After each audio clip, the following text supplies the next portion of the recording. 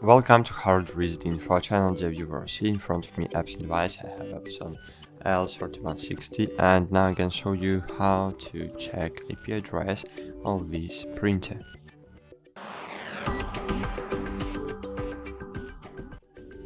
So firstly, you need to connect your printer to the Wi-Fi network or using an Ethernet cable.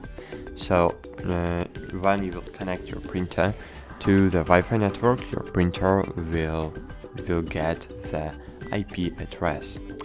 And now, if you want to connect to your printer using a smartphone or computer to set up it using the web server, you need to have the web address, IP address.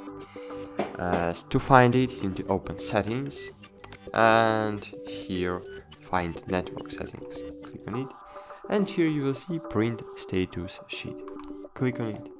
Click scan, yes, this button, and just wait a while. It will print 3 paper cards of information about your network.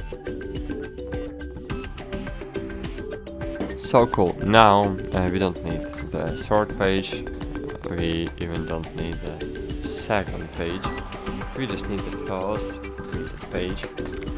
And here we have all information about our network, and here we have, as you can see, IP address, obtain IP address of this printer.